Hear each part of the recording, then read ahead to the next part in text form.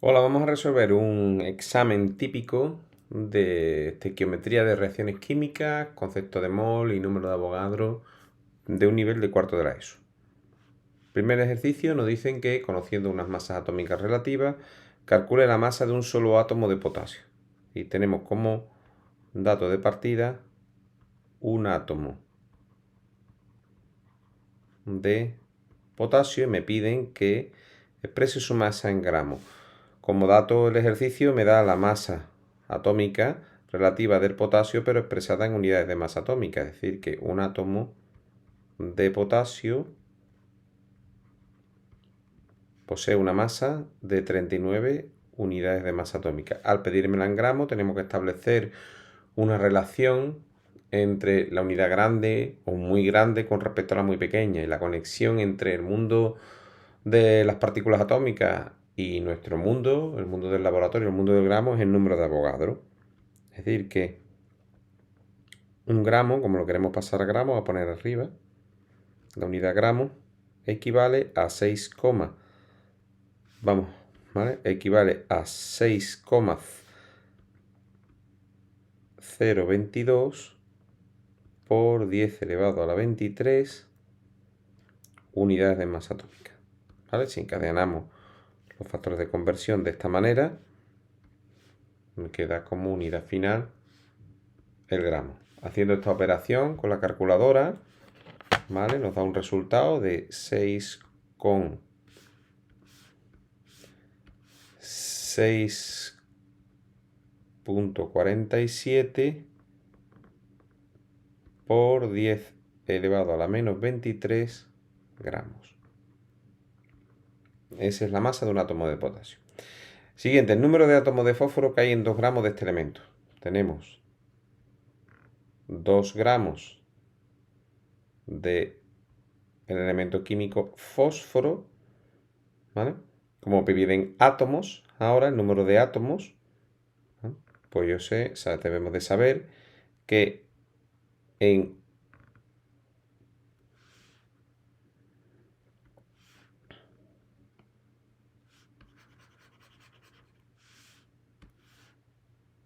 el número de átomos de fósforo que hay en 2 gramos de este elemento, ¿vale? Entonces tenemos 2 gramos de fósforo, ¿de acuerdo? Y vamos a multiplicar por algo, un factor de conversión que nos vaya a permitir pasar a número de átomos de fósforo. No podemos pasar de manera directa y necesitamos pasar a través de lo que sería cantidad, del concepto de cantidad de materia o de mol. Sabiendo que un mol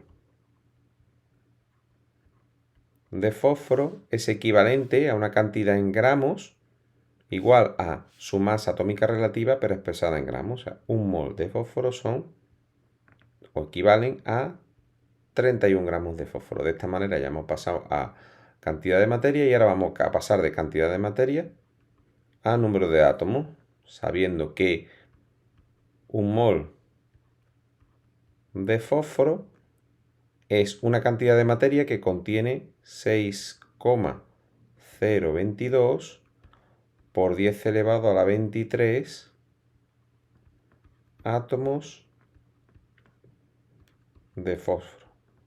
De esa manera hemos pasado de gramos a mol y de mol a número de átomos, ¿vale? Con lo cual la operación que teníamos que hacer sería 2 por 6,022, 2 por 6,022 exponente 23 y todo eso lo dividimos por 31. Y obtenemos un total de 3,88 por 10 elevado a la 22 átomos de fósforo, ¿vale? El número de moléculas que hay en 2 gramos de tricloruro de boro, ¿vale? Bien, vamos a ver cómo empezamos a hacer esto. Aquí ya tenemos una molécula y por lo tanto lo más recomendable sería calcular la masa fórmula del tricloruro de boro, ¿vale? O la masa molecular, ¿vale? Entonces, la masa del Cl3 es igual a la masa de un átomo de boro más 3 veces la masa de un átomo de cloro. El boro tenemos su masa atómica relativa, 11, más 3 veces 35,5. Entonces eso sería 35,5 por 3 más 11. En total, 117,5 unidades de masa atómica relativa. De manera que la masa molecular o la masa fórmula sería 117,5. Como tenemos 2 gramos de tricloruro de boro, no sé si antes he dicho fósforo, tricloruro de boro, ¿vale? Pues, como me pide número de moléculas, tenemos que pasar, igual que antes, primero por el concepto de mol. Tenemos que pasar de gramo a cantidad de materia y de cantidad de materia a número de moléculas. Vamos a multiplicar por la relación que existe entre cantidad de materia y mol, sabiendo que un mol de Cl3, ¿vale? La cantidad de materia es equivalente a una cantidad en gramos igual a la masa molecular relativa, pero expresada en gramos. Un mol son 117,5 gramos de BCl3. De esa manera ya hemos pasado de gramos a número de moles. Como me pide el número de moléculas, pues vamos a multiplicar por el número de entidades que hay en un mol. En un mol de BCl3 hay 6,022 por 10 elevado a la 23 moléculas de BCl3. Tachamos. Y de manera que, bueno, ahora ya hacemos las operaciones que nos quede, pero sabemos que nos han quedado, ¿vale?, moléculas. Sería 2 por 6,022 exponente 23 dividido por 117,5. Y eso me da un número de moléculas igual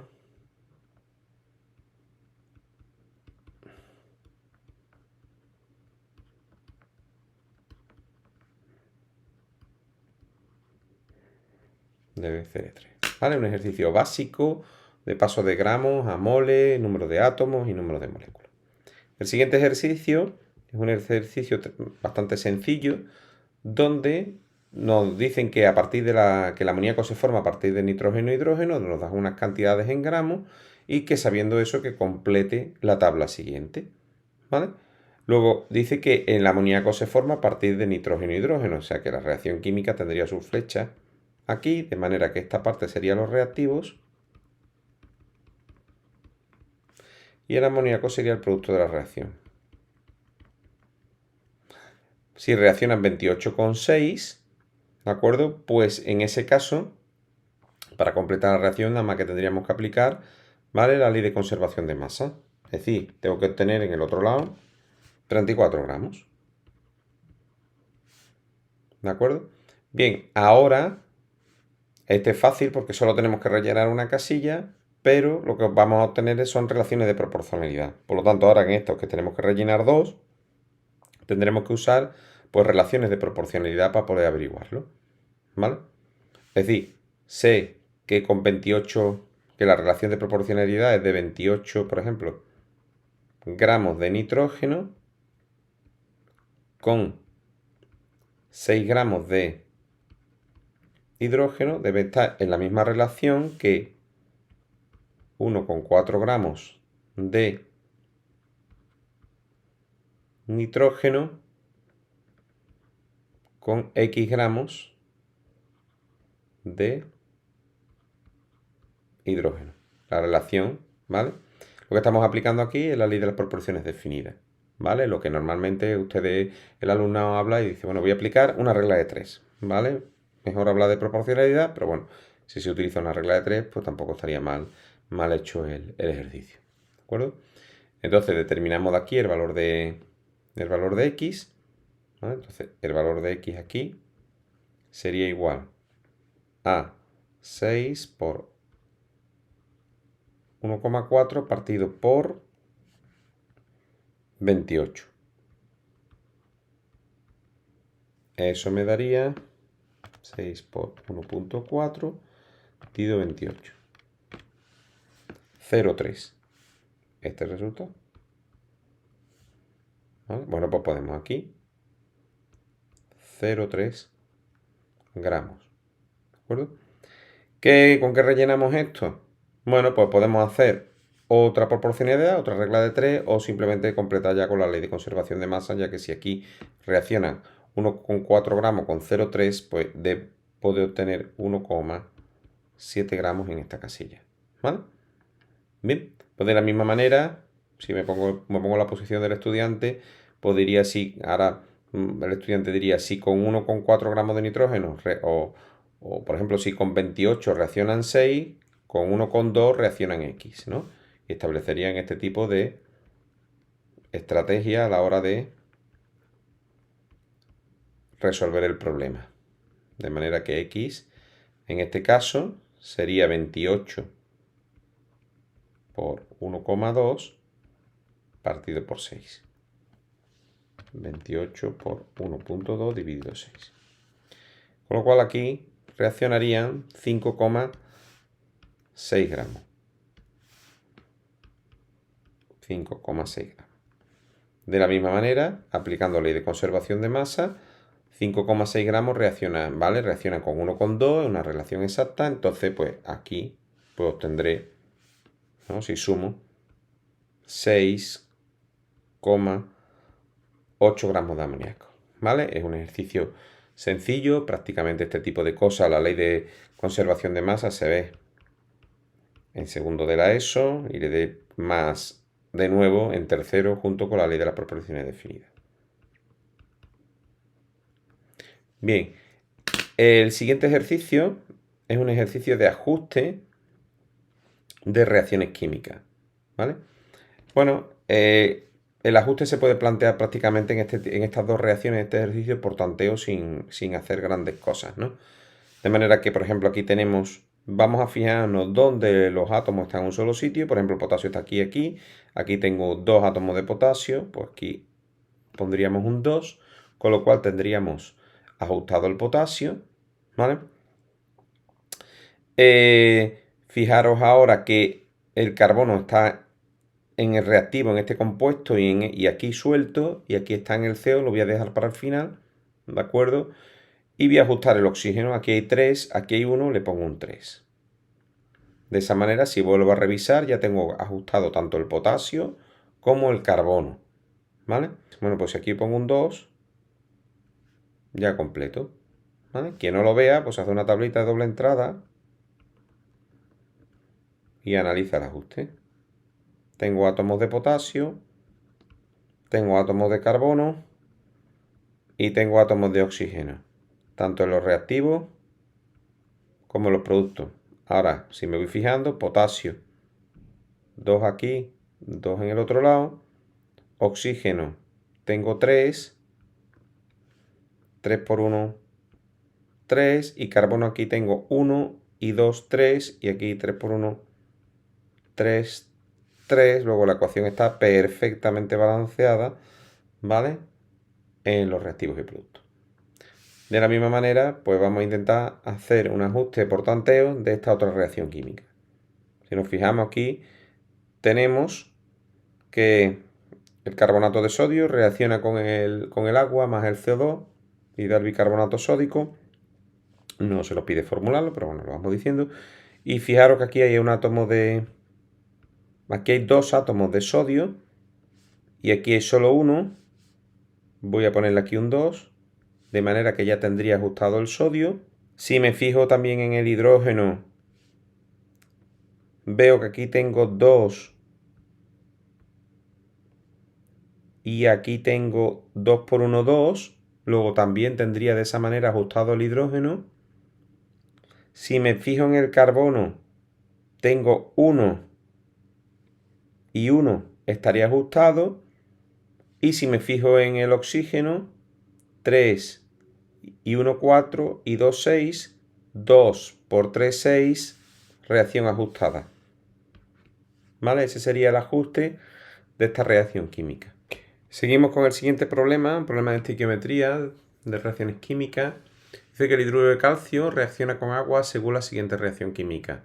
Nos dan como datos las masas atómicas relativas y nos piden que ajustemos la reacción química y planteemos la estequiometría correspondiente. Bien, para ajustar la reacción química la podemos hacer por tanteo, por inspección. Si nos fijamos, tenemos aquí un átomo de calcio en el lado izquierdo del reactivo. En los productos también tenemos uno, luego el calcio estaría ajustado, no tendríamos que tocarlo. Podríamos pasar a ajustar el hidrógeno, pero el hidrógeno, como aparece en dos sitios, en dos compuestos, tanto en el hidruro de calcio como en el agua, y aquí aparece tanto en el hidróxido de calcio como en el hidrógeno molecular gaseoso, yo personalmente es conveniente dejarlo aparte.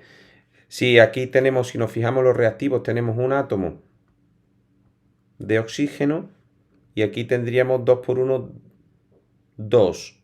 Por lo tanto, podríamos ponerle aquí a la reacción química un 2.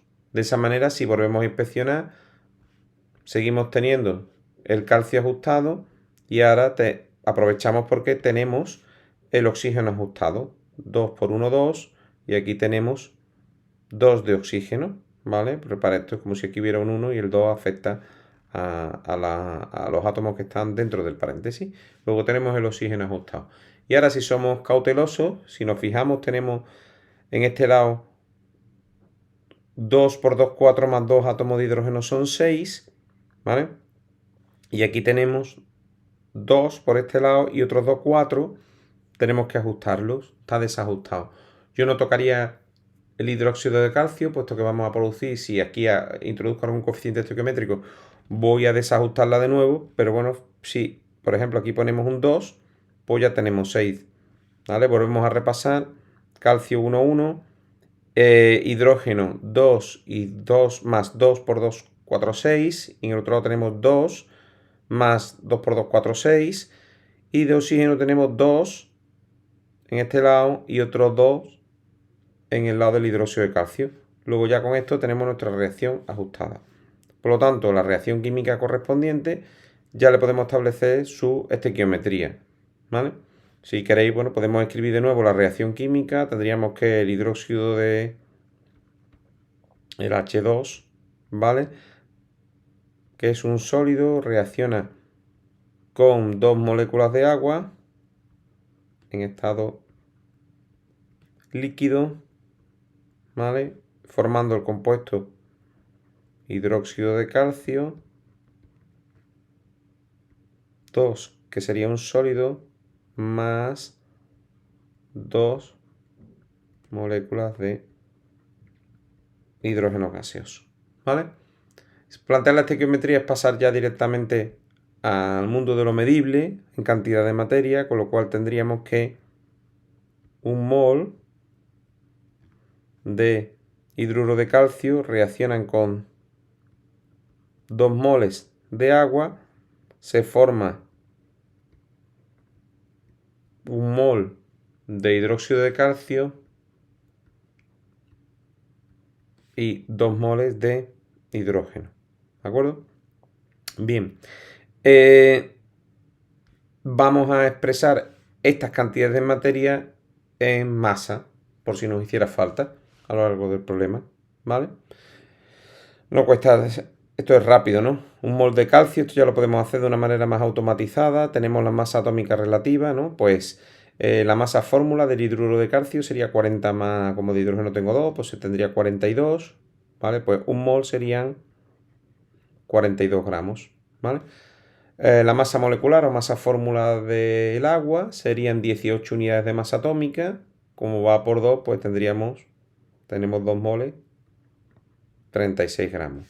De la misma manera, por ejemplo, la masa molecular del hidrógeno son 2, como tenemos 2 moles, pues tendríamos 4 gramos. Y aquí, bueno, pues sí tenemos que detener un poquito en el cálculo. Tenemos de manera que tenemos que calcular cuánto vale la masa fórmula del CaOH2, ¿vale?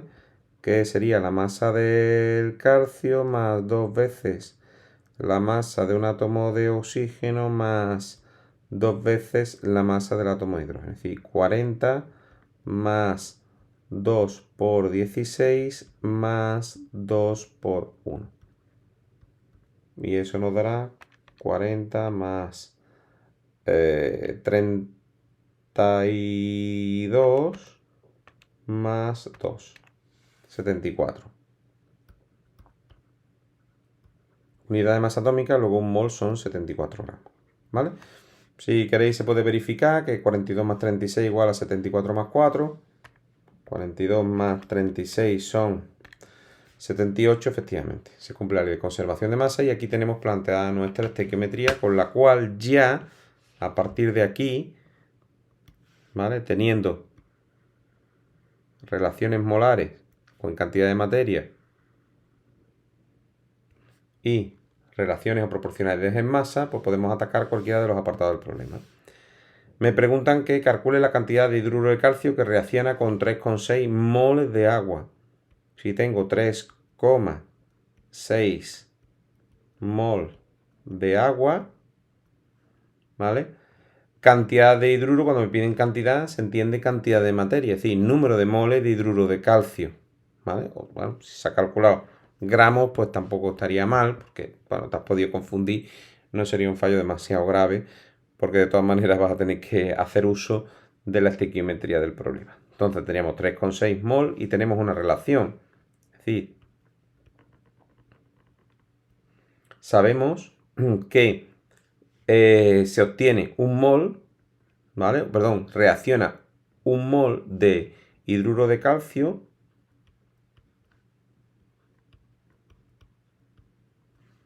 con 2 moles de agua. Bien, de esta manera obtenemos lo que queremos, ¿vale? Tenemos ahí nuestra relación, nuestro factor de conversión, de manera que la cantidad de hidruro de calcio que se obtendría sería 1,8 moles de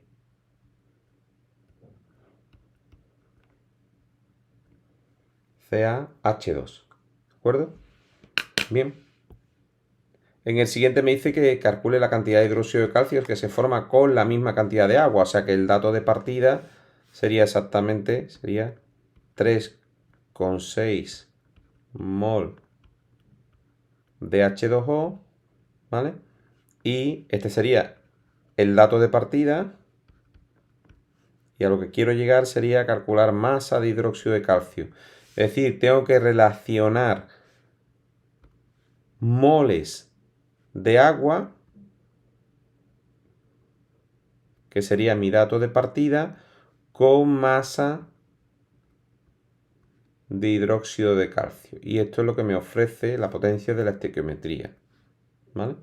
De manera que sé que se van a obtener 74 gramos de CaOH2 de hidróxido de calcio haciendo uso de 2 moles de agua. Y tenemos lo que nos piden. Hacemos la operación 3,6 por 74 dividido entre 2 y obtendríamos 25,2 gramos de CaOH2. ¿Vale? Seguimos. ¿Qué volumen de hidrógeno? Me piden por otro de los productos que se obtienen, pero medido en condiciones no normales. No he puesto aquí en la estequiometría, ¿vale? Que tendríamos, que si estuviéramos en condiciones normales, pues tenemos 2 por 22,4 litros, pero no estamos en condiciones normales. Luego vamos a calcular el volumen de hidrógeno calculando primero el número de moles de hidrógeno, ¿vale? El dato de partida es exactamente el mismo. El dato de partida van a ser 3,6. Es decir, tengo 3,6 moles de agua, sabiendo que se obtienen 2 moles de hidrógeno, ¿veis? Se obtienen 2 moles de hidrógeno a partir de 2 moles de agua. Luego, una relación súper sencilla, ¿vale? Que no es necesario ni siquiera hacer esto, ¿vale? Pero bueno, porque yo creo que nos quede claro.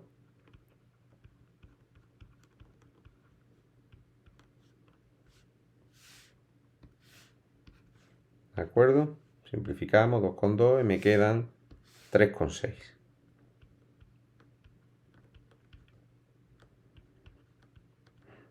Cálculo tan rápido porque realmente lo que es interesante de este apartado es que calcule el volumen en unas condiciones, ¿vale?, que no son las ideales. Entonces necesitaré utilizar la ecuación de los gases ideales. Presión por volumen igual a número de moles por constante de los gases y por T. ¿De acuerdo? Como piden el volumen, será el número de moles de hidrógeno que tenga por la constante de los gases partido por R por T y partido por P. ¿Vale? El número de moles que tenemos son 3,6. La constante de los gases hay que conocerla. Son 0,082 atmósferas por litro mol partido por grado Kelvin, ¿vale? Entonces colocamos aquí 0,082. La temperatura ya me la dan en grados Kelvin, son 300, ¿vale? Y aquí pongo 1,2 atmósferas. Están todas las unidades adecuadas, solo hay que hacer ese cálculo. 3,6 por 0,082 por 300 dividido 1,2. Y se obtiene un volumen de 73,8 litros de hidrógeno. Es importante en los problemas no solo limitarse a poner unidad, sino poner el concepto de lo que estás midiendo, ¿vale? Pues sí, del reactivo que estás midiendo, ¿vale? Y con esto tendríamos terminado este problema, ¿vale? Ahora vamos a resolver un problema un poquito más creativo, por decirlo así, donde, bueno, tiene una parte de ajuste de reacción química, ¿vale?, y de planteamiento de estequiometría, pero nos da un problema donde tenemos que leer un poquito más, ¿no? Y nos habla un poco de la misión Apolo 13, ¿vale? Hay una película de Tom Hanks, ¿vale? Se llama Apolo 13, donde surge la famosa frase esta de Houston, tenemos un problema, una bajada de tensión en el bus principal B. Súper chula cuando la escuchas en versión original subtitulada, ver estas frases tan míticas, ¿no?, en inglés, ¿no? Pero bueno, pues resulta que la nave estaba a 260.000 kilómetros de tierra y el tanque de oxígeno número 2 había estallado. Quizás a causa de algún micrometeorito, no se sabe exactamente a ciencia cierta cuál fue la causa, y la nave, el módulo que iba a lunizar, iban a aterrizar la luna, se suspende y toda la tripulación se traslada al módulo lunar de manera improvisada, o sea que utilizan el LEM para volver, ¿vale? O por lo menos para alojarse ellos. Estaba diseñado para mantener el módulo lunar a 2 hombres en la superficie de la luna durante 2 días, pero se improvisa una serie de procedimientos para que pudieran volver a la Tierra. Los astronautas eran 3 y el viaje de regreso era 4 días. ¿Vale? Bien. Y aunque tenían oxígeno más que suficiente, puesto que tenían tanques de oxígeno líquido, se enfrentan a un grave problema. Y que puedes tener todo el oxígeno que quieras en una atmósfera que si no eres capaz de limpiar el dióxido de carbono, ¿vale?, pues te acabas envenenando, por decirlo así, ¿vale? Entonces, claro, exhalamos dióxido de carbono en nuestra respiración y ese dióxido de carbono, por cuestiones técnicas relacionadas con fallos en los circuitos eléctricos de la nave, etcétera, etcétera, bueno, vamos a entrar ahora mismo en eso, pues no pueden eliminar dióxido de carbono. Entonces tienen que adaptar unos filtros del módulo de mando para poder eliminar el dióxido de carbono, ¿vale? Y te recomiendo ver la película en casa, ¿vale? De manera que utilizaron las naves espaciales de los proyectos Mercury, Gemini y Apolo NASA, utilizaron hidróxido de litio como absorbente de dióxido de carbono, ¿vale? Ya veis en la película de dónde sacan esta gente dentro de lo que es la nave el hidróxido de litio. La reacción es la siguiente. El hidróxido de litio absorbe CO2 y lo transforma en un carbonato de litio más agua. De esa manera pues podemos... Bien, pues vamos a plantearnos cuál sería la posible estequiometría de esta reacción, ¿vale? Vamos a hacer el ajuste adecuado, vamos a ir viendo poquito a poco, si no se fastidia mucho. Tenemos, fíjate que aquí tenemos átomos de litio 1 y aquí 2, ¿vale? Podemos poner, como está repartido los dos lados en un único sitio, un 2, tendríamos ahí, ¿vale? Si me fijo en el átomo de carbono, tengo 1, 1, ese de no habría que tocarlo, ¿vale? Tendría ajustado el litio de momento y tendríamos ajustado el carbono. Si me fijo en el hidrógeno, también estaría ajustado, ¿vale?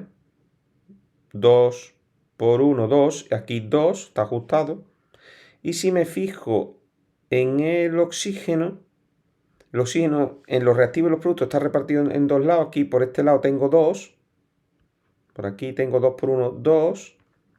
Por este otro lado tengo más 2 de oxígeno. Por aquí tengo 3 de oxígeno. Más 1. Oh, pues nada. 4 y 4. Pues tenemos nuestra reacción ajustada perfectamente. Chachipiruli. Fíjate que es muy sencillo el ajuste por inspección, ¿vale? De manera que tenemos que la reacción ajustada sería esta.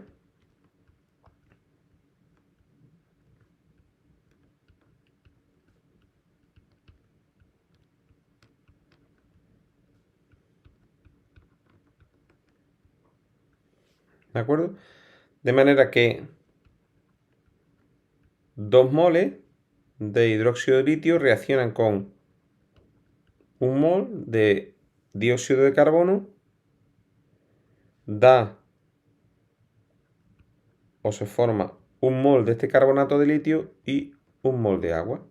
Bien, como nos dan las masas atómicas relativas, ¿vale? Podemos calcular las masas fórmulas de estos compuestos, ¿vale? Eso se hace rápidamente, ¿vale? Por ejemplo, en el caso del agua, tendríamos que 1 mol se equivale a 18 gramos, ¿vale? En el caso del CO2, seríamos 2 átomos, 2 por 16, 32 más 12 del carbono, tendríamos 44 gramos de CO. En el caso del litio, tendríamos la masa del litio, sería 7 más 16 más 1. Sería la masa fórmula del litio, sería 24 unidades de masa atómica. Luego 1 mol serían 24 gramos. Como tengo 2, pues aquí tendríamos que poner 48 gramos.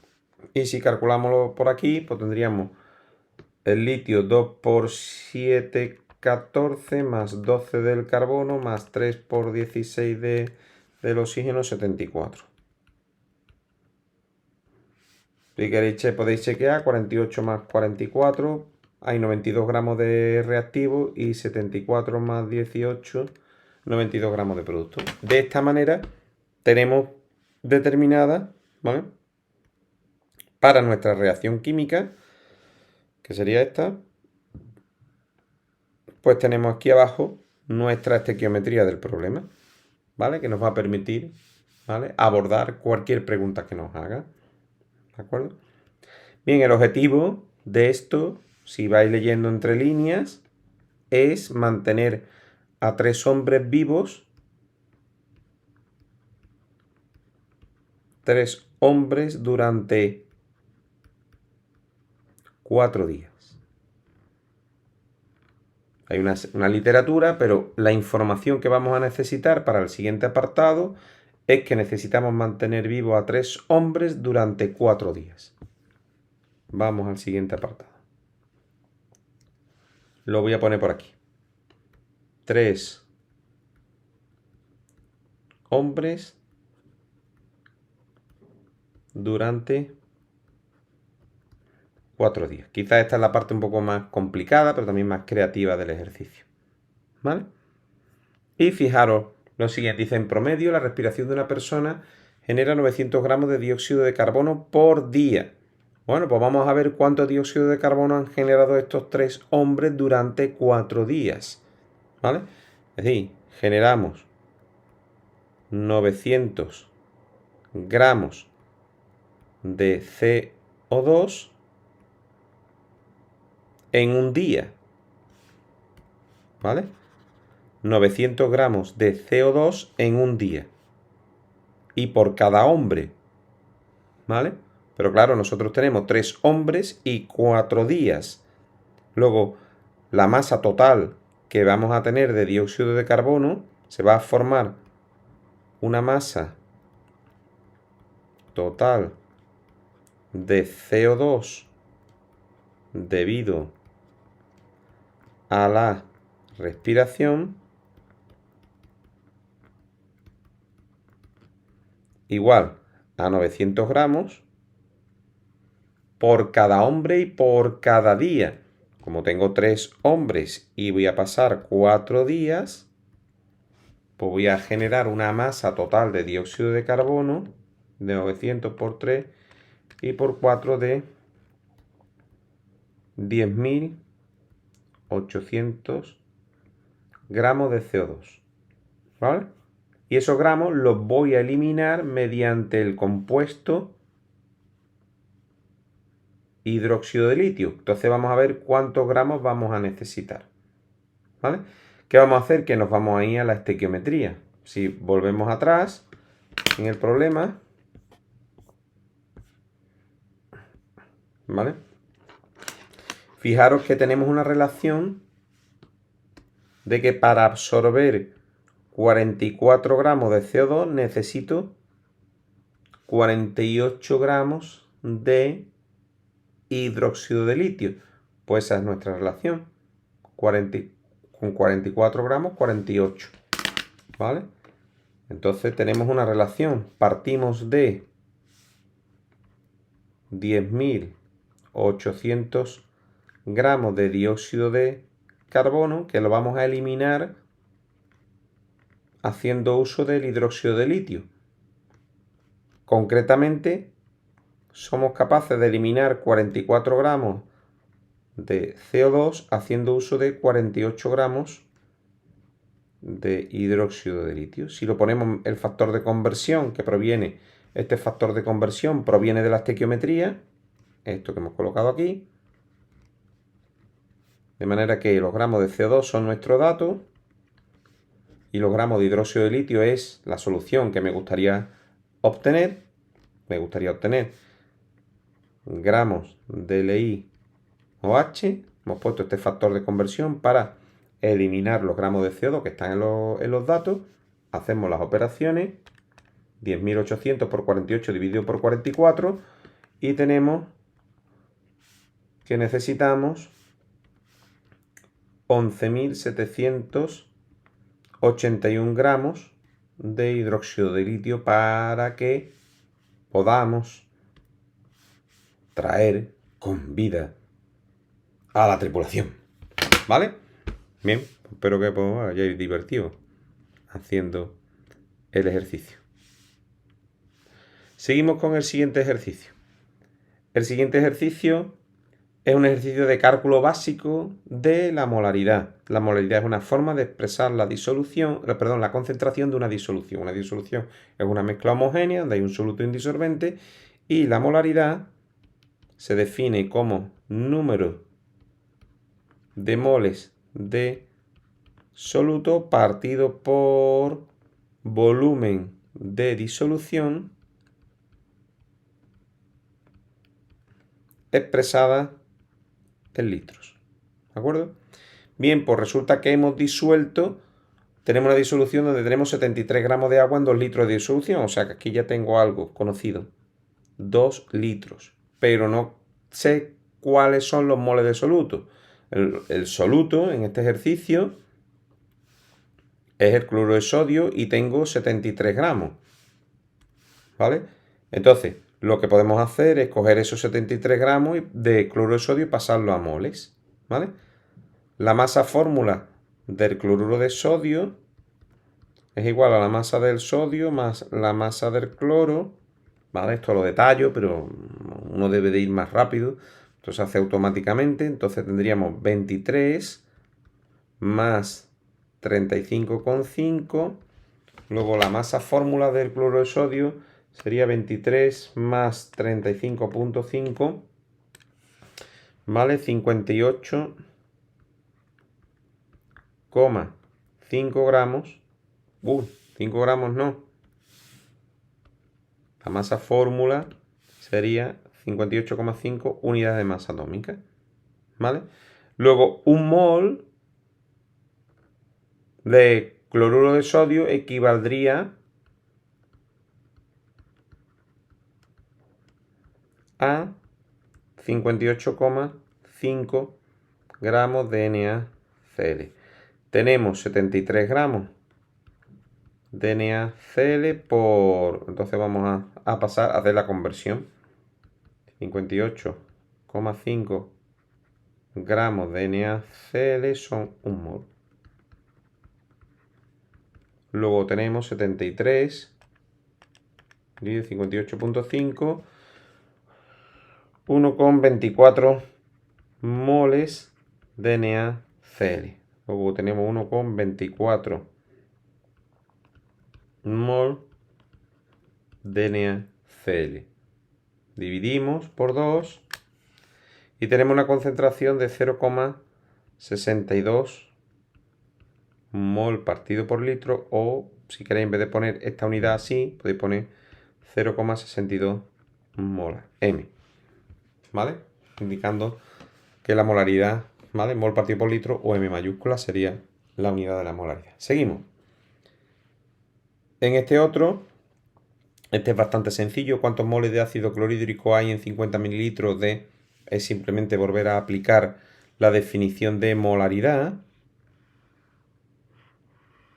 ¿vale? Esto lo transportamos aquí. Dice cuántos moles hay del soluto, que es el ácido clorhídrico, en 50 mililitros de una disolución 0,4 molar. Es decir, que la molaridad sería 0,4 mol por litro. El número de moles de HCl sería mi incógnita. Y la única pega es que los 50 mililitros, ¿vale?, tienen que estar expresados en litros. 50 por 10 elevado a menos 3 litros. ¿Vale? Simplemente 50 dividido por 1000. ¿De acuerdo? Tendríamos aquí 0,05 litros de disolución.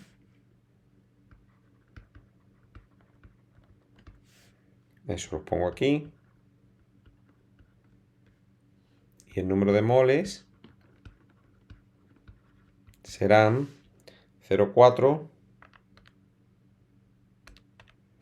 por 0,05, 0,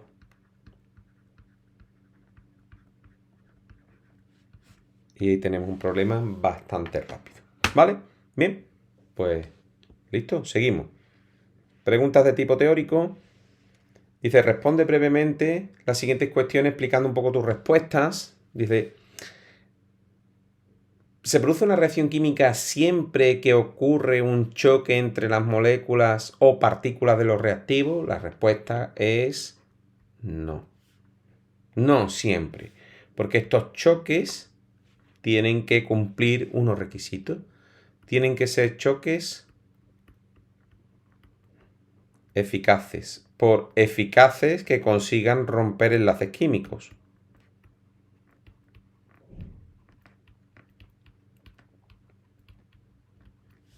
Y para que esos choques sean eficaces, se tienen que producir con la energía y con la orientación de las moléculas adecuadas.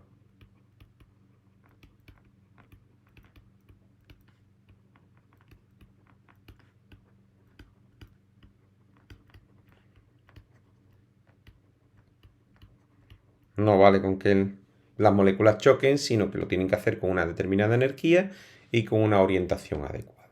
¿De acuerdo? Bien, ¿por qué es necesario aplicar una cerilla o una chispa en un mechero de gas para que comience a arder? ¿Vale? Un mechero de gas, en un mechero de gas lo que vamos a tener siempre para que comience a arder es una reacción de combustión.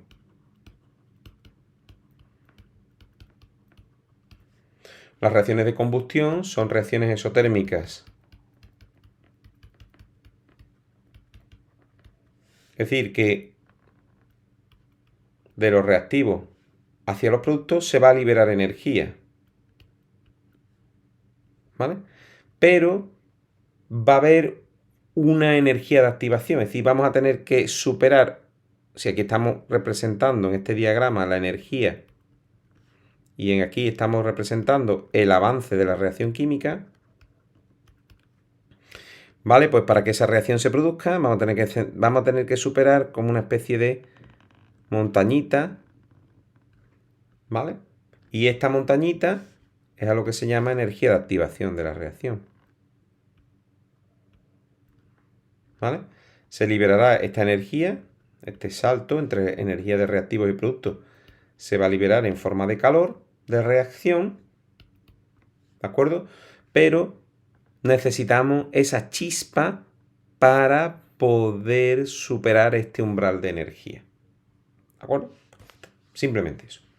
Bien, en la siguiente nos dice que viendo la figura en que las moléculas de un gas, las tenemos por aquí, estas, están reaccionando con una sustancia sólida, ¿qué creo que ocurre desde el punto de vista de la velocidad de la reacción química, ¿no? Fijaros que para que ocurra la reacción química se tienen que dar colisiones de las moléculas del gas contra la superficie del sólido, que esas colisiones sean eficaces. Bien, pero si nos damos cuenta, ¿de acuerdo? Estas moléculas del gas están simplemente colisionando contra las moléculas de la superficie del sólido. Es decir, que básicamente solo interaccionan con estas de aquí. En la siguiente foto, lo que te viene a indicar es que si cogemos el sólido y lo troceamos, la superficie de contacto aumenta, porque no solo tenemos la exterior que teníamos antes, que aquí vendría representado por estas zonas, sino que al aumentar el grado de división del reactivo, en este caso del reactivo sólido, estamos aumentando la superficie de contacto de las moléculas del gas con el reactivo sólido. Aquí lo he troceado, en esta de la derecha aparece aún más troceado. ¿Veis?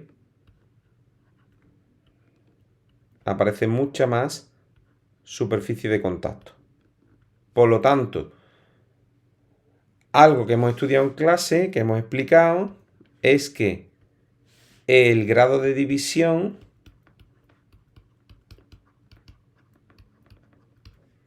de los reactivos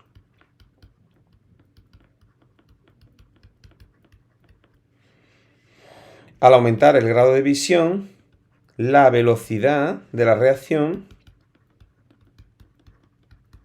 también aumenta. ¿Vale? Lo he puesto aquí esquemáticamente, pero lo suyo sería explicarlo un poquito y razonarlo en base a que la superficie de contacto está aumentando. ¿De acuerdo? Bien, seguimos.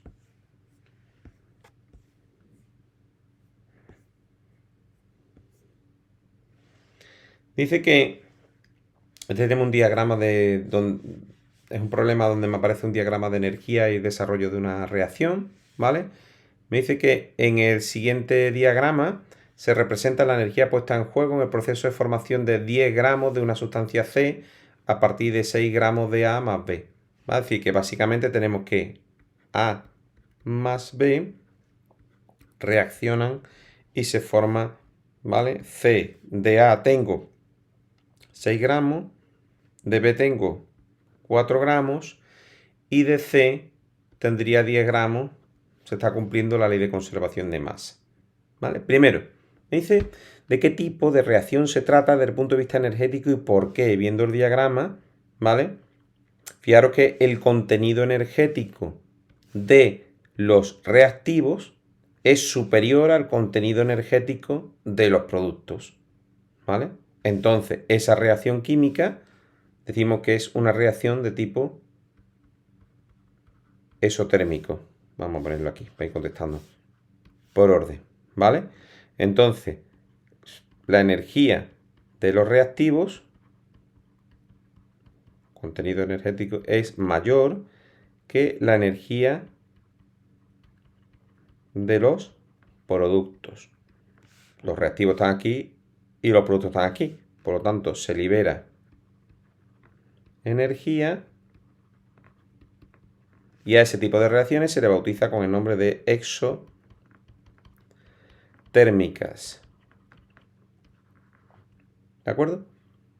Bien, dice, ¿qué cantidad de energía se liberará en este proceso por cada gramo de C producido? Bien,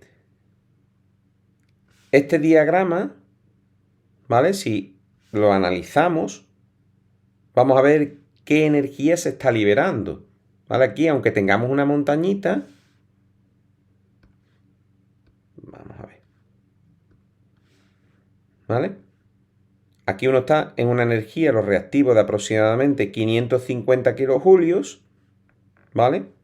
Entonces, ese es el contenido energético de los reactivos y el contenido energético de los productos es 100. Sí es verdad que hay aquí una montañita que ahora analizaremos en el siguiente apartado, pero realmente la bajada total es que yo estaba en 550 kilojulios de energía de reactivos y ahora me planto en 100 kilojulios de energía de los productos. Es decir, que aquí tengo, si resto, ¿vale? Una liberación de 450 kilojulios. Es decir, aquí se liberan 450 kilojulios. Pero estos 450 se liberan en la formación de 10 gramos. En 10 gramos de C. ¿Cuántos kilojulios se liberarán en la formación de 1 gramo del compuesto C? ¿Vale? Pues se liberará la décima parte. ¿Vale? Bueno, hemos montado la regla de 3, pero realmente no haría falta. Es decir, que se van a liberar, ¿vale? Una energía de 450 kilojulios partido por 10 gramos, ¿vale?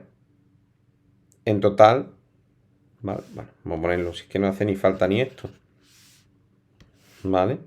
Si hacéis la regla de 3, bueno, pues la X te sale 45 kilojulios por cada gramo de C producido. O lo mismo, se liberan 45 kilojulios por gramo. ¿Vale? Seguimos.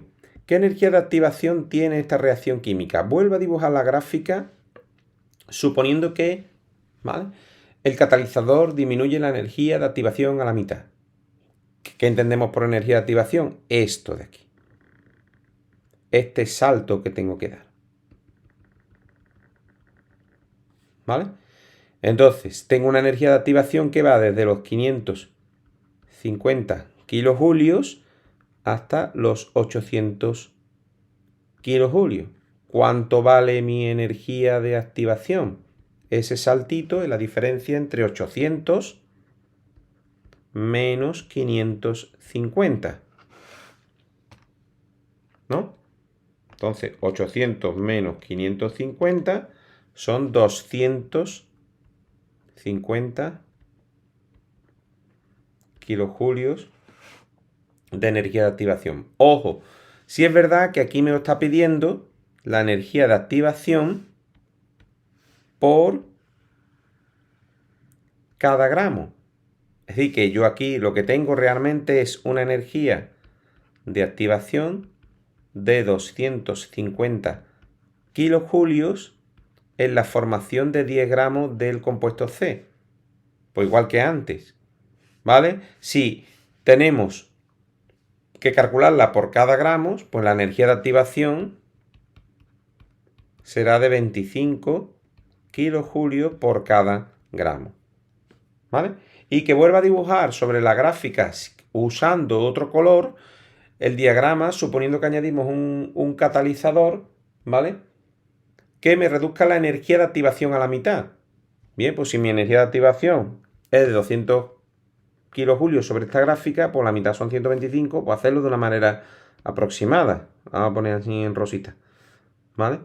Que vendría por aquí la energía de activación, ¿vale? Entonces, mi diagrama sería algo así.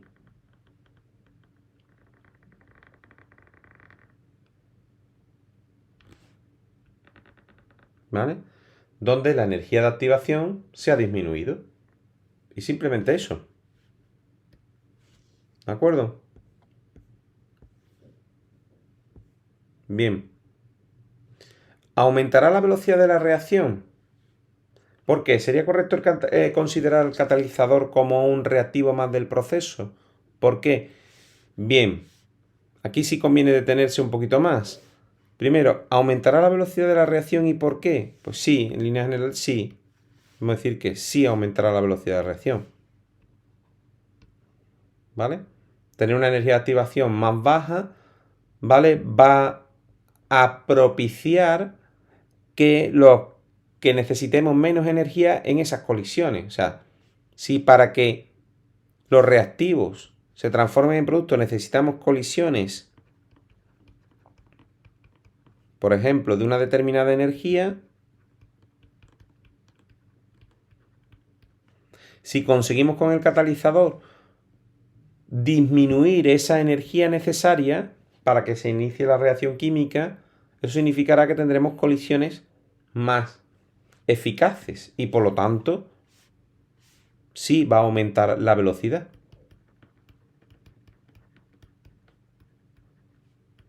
Podemos razonar que la velocidad de la reacción química va a aumentar por la presencia del catalizador. Ahora bien, en línea general el catalizador no es un reactivo más del proceso, ¿vale? Es un facilitador de la reacción química. Lo que va a hacer el catalizador, ¿vale? Dentro de mi reacción química es que la presencia del catalizador tiene como consecuencia que la velocidad de la reacción química aumente. Pero, ojo, el catalizador permanecerá.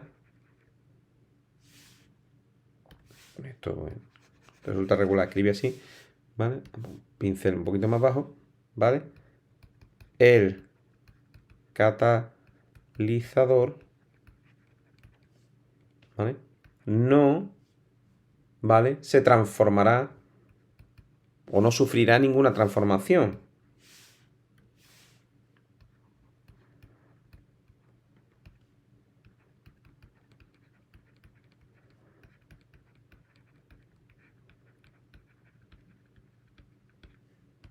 ¿Vale? Los catalizadores no sufren ninguna transformación, simplemente te facilitan que las colisiones, que tienen su implicación en las energías de activación, pues sean más bajas, ¿vale? Bueno, me estoy deteniendo un poquito más por intentar explicarlo un poco mejor, pero bueno, si aparecen estos conceptos dentro de la explicación, pues la pregunta pues sería correcta, ¿vale? Bueno, y con eso, pues damos por terminada la resolución de esta corrección, de este examen de cuarto de la ESO. Venga, gracias, espero que os haya gustado y haya servido de aclaración.